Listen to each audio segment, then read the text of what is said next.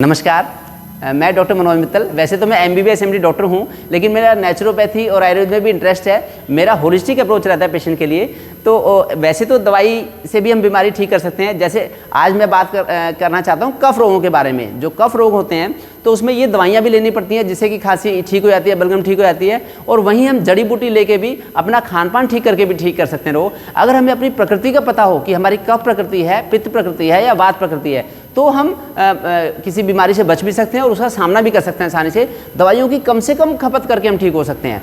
तो पहले हमने अभी 27 जनवरी को हमने किया था वात रोगों के बारे में, फिर हमने 29 जनवरी को किया पित्त रोगों के बारे में। आज हम बात करें कफ रोगों के बारे में। तो आइए मैं बताता हूँ आपको।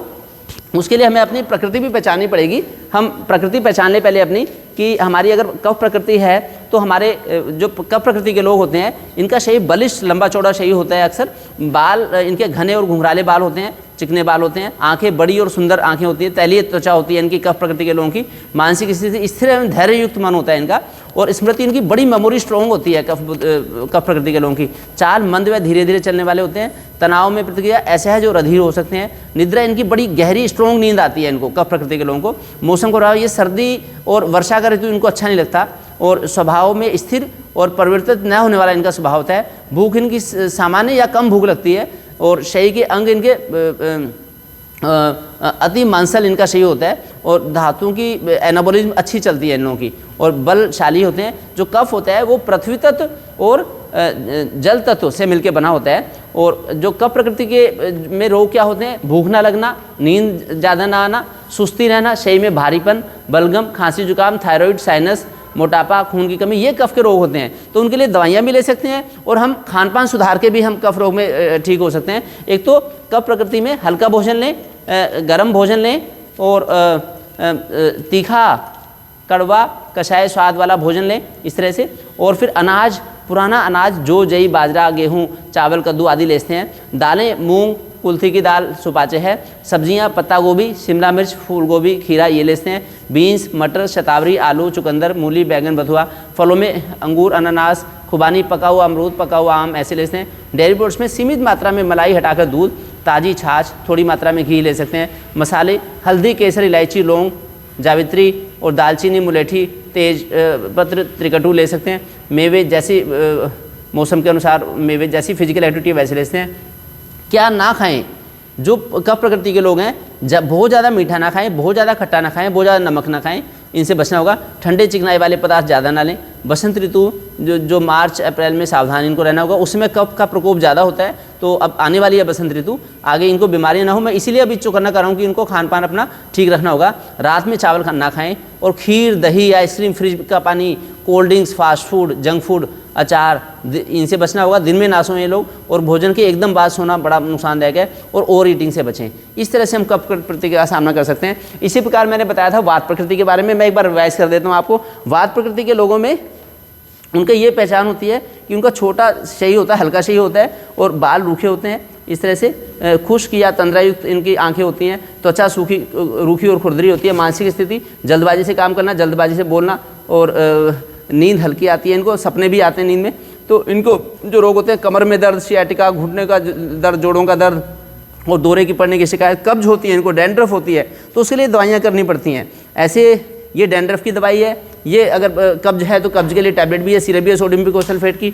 और अगर दर्द होता है कहीं का तो ये टैबलेट है डिक्लोफेनेक और क्लोरजोक्साजोन की टैबलेट है, ये लेनी पड़ती है। और कॉन्स्टिपेशन के लिए ये इतनी सारी दवाइयाँ ये लेनी पड़ती हैं इस तरह से। इसके बदले में अगर मेथी का उपयोग करेंगे, मेथी, काली जीरी और अजवाइन, तो जोड़ों का दर्द ये ठीक हो सकता है। और तिल के तेल से मालिश प्रतिदिन करें। तिल के तेल की मालिश वात, पित्त, कफ तीनों प्रकृति के लोगों के लिए लाभदायक होती है। बाकी इनमें वात रोगों में जो वात प्रकृति के लोग हैं उनको मधुर, हल्का नमक युक्त और हल्की खटास वाला भोजन इनके लिए लाभदायक रहता है। पुराने 1 साल पहले के अनाज, चावल, गेहूं, जई सभी प्रकार को पकाकर इनको यूज़ कर सकते हैं हम लोग अच्छी तरह से, धीरे धीरे पकाकर। सब्जियां साग, गाजर, सहजन, हरी बीन्स, तोरी, लौकी, शकरकंदी लेते हैं। फलों में मौसम के फल अपने जैसे हमने बताया ऐसे ले लें। दालों में मूंग की दाल सबसे अच्छी है, उड़द की दाल ना लें। जो वात प्रकृति के लोग हैं, उड़द, राजमा, मटर, इनसे बचना पड़ेगा। मूंग की दालें लें। दूध में क्रीम, मक्खन, थोड़ी मात्रा में ताज़ा दही, ताज़ी लस्सी ऐसे लेते हैं। तेल में घी, देसी गाय का घी बड़ा अच्छा है, अदरवाइज तिल का तेल भी यूज़ करते हैं। हर उसमें एलोवेरा, ताज़ी अदरक, कड़ी पत्ता, तुलसी, पुदीना, हल्दी, मेथी, सौंठ, आंवला, त्रिफला ये लेते हैं। मौसम के अनुसार अपनी शारीरिक शक्ति के अनुसार मेवे भी लेते हैं, मसाले का उपयोग। जो नहीं खाना इनको ठंडे कच्चे खाद्य पदार्थ, मटर ये ना रखाएं। थोड़े गर्म पदार्थ लेने चाहिए इनको, स्निग्ध वाले पदार्थ, चिकनाहट वाले चाहिए। ठंडे कच्चे ना लें, मटर ना लें। सोयाबीन, उड़द, राजमा, मसूर इनसे बचना होगा। कटहल, फूल गोभी बिल्कुल ना खाएं, इनसे बाई होती है। खीरा, पेठा, ज़्यादा मात्रा में भैंस का दूध। ठंडा जल ना पिए, ना ठंडे जल से एकदम नहाएं, ज़्यादा ठंडे से ना नहाएं। सीलन व ठंडे स्थान पर रहने से भी हमारा वात बढ़ जाता है। बासी बेकरी वाली चीज़ें, बीड़ी, शराब, जंक फूड इनसे बचना होगा, कॉफ़ी से बचना होगा। अब मैं आपको बताता हूँ पित्त प्रकृति के बारे में। जो पित्त प्रकृति के लोग हैं उनका ये प्रॉपर्टी, उनका मीडियम साइज़ का सही होता है। सामान्य या थोड़े से कम बाल होते हैं और आंखें छोटी पीलेपन युक्त होती हैं। त्वचा मुलायम पीलेपन युक्त चमक वाली होती है और मानसिक स्थिति इनकी तेज वैचारिक क्षमता होती है, तेज बुद्धिमत्ता होती है, भाषण कौशल अच्छा होता है। स्मृति इनकी मीडियम होती है और मध्यम गति से चलने वाले होते हैं और मीडियम निद्रा आती है इनको। और गर्मी का मौसम इनके प्रतिकूल होता है। गर्मियों में तरह तरह की इनको एसिडिटी और जलन होती है। इन लोगों को जो बीमारियाँ होती हैं, एसिडिटी, जलन, खुजली, फंगल इन्फेक्शन, सोरियासिस, पित्त, मुहासे, नक्सीर, बवासीर, पाइल्स की परेशानी होती है। मुंह के छाले होते हैं इनको और पीलिया की भी शिकायत रहती है और खूनी पेचिस के चांस रहते हैं, उल्टी दस्त के चांस रहते हैं। अब उसके लिए तरह तरह की दवाइयाँ, ये फंगल इन्फेक्शन की दवाइयाँ, फ्लूकोनाजोल की टैबलेट है, ये ऑइंटमेंट है कॉम्बिनेशन, और फिर ये एसिडिटी के लिए रेनिडीन है। और अगर मुंह का छाल हो गया तो मुंह के छाले की दवाई है। अगर आँखें आ गई तो आँखों आने की दवाई है। तो शरीर में खारिश हो तो कैलामाइन का लोशन। अगर खून आ रहा है, नाक से खून आ रहा है कहीं से भी, तो ये लोशन है। लीवर के डिसऑर्डर हो गए, जॉन्डिस हो गए तो जॉन्डिस की दवाई देनी पड़ती है। लेकिन इनका मूल कारण ये भोजन है। ज़्यादा नमक, ज़्यादा मैदा, ज़्यादा चीनी, इससे दिक्कत होती है, इससे बचना पड़ेगा हमें।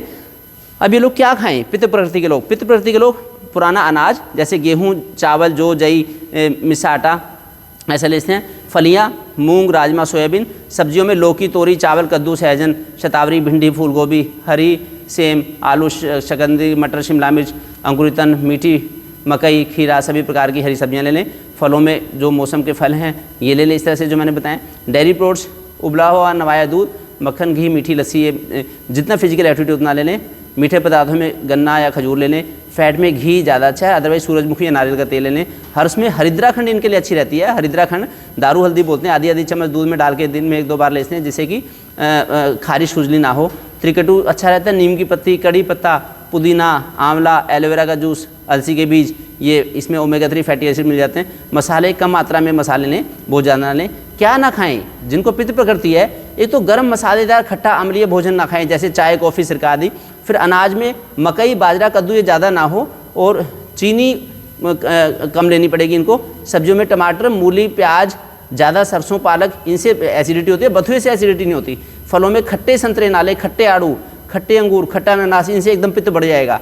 और सभी प्रकार के मेवे कम मात्रा में लें। मसालों में लाल मिर्च ना लें, लहसुन, लौंग, सरसों, अजवाइन, मेथी, हींग, मीट, मांस, अंडा, बीड़ी है ना, शराब, भारी चीज़ें, गरिष्ठ भोजन, कचौरी, पूरी, ज़्यादा समोसे, ज़्यादा पिज़्ज़ा, बर्गर, अचार, तैलीय पदार्थ, इनसे एसिडिटी बढ़ जाती है, पित्त बढ़ जाता है।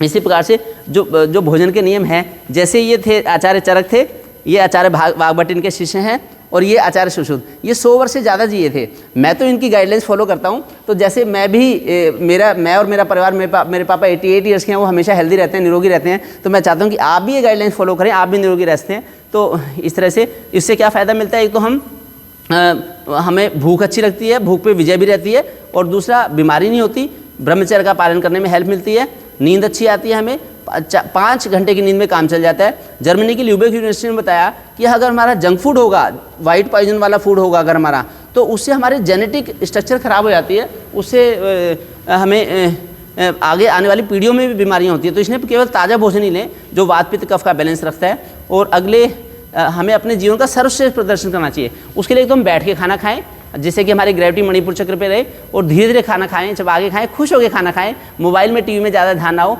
यूएसए में खाना सिखाने की क्लासेज लगती हैं, जिसमें कि खाना कैसे खाया जाता है उसको सिखाते हैं कि पहले देखो खाने को, फिर सूंघो खाने को, फिर टच करो, फिर खाओ। इसी तरह से हमारे यहाँ भी है कि भोजन मंत्र बोल के हम खाना खाएं, फिर स्नान करके सुबह खाना खाएं, शाम को हाथ पैर मुँह धो के खाना खाएं। अगर पैर नहीं धो सकते सर्दियों में तो कम से कम जराब निकाल के ढीले ढाले कपड़ों से खाना खाएं, बड़ा चबा के धीरे धीरे खाना खाएं।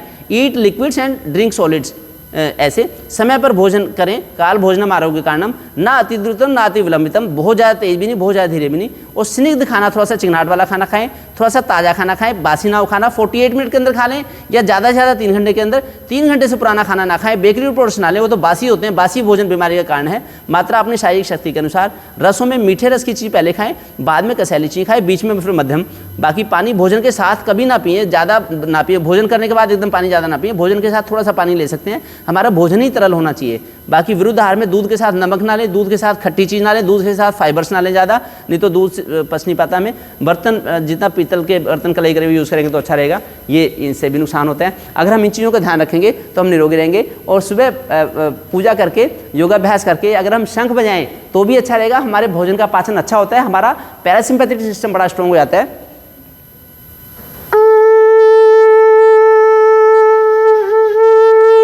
ये शंख है। और एक ये भोजन, एक ये हमारा ऋतुओं के अनुसार हमारा खान पान रहन सहन कैसा हो, किस ऋतु में कौन सी हमें चीज़ लेनी है कौन सी नहीं, ये जैसे मानव जाति की राशि होती हैं ऐसी सभी पेड़ पौधों की भी राशियाँ होती हैं कि किस मौसम में कौन सा फल खाना है। इसका आप स्क्रीनशॉट जरूर ले लें, पास में से दिखा राहुल। और अब मैं आपको दिखाता हूँ ऋतुचर्या का, कि अब जो शिशिर ऋतु चल रही है, मैं हर ऋतु में आपको दिखाऊंगा, अब जो शिशिर ऋतु चल रही है इसमें मैं क्या भोजन लेना है क्या नहीं लेना, इसका भी आप स्क्रीनशॉट ले लें।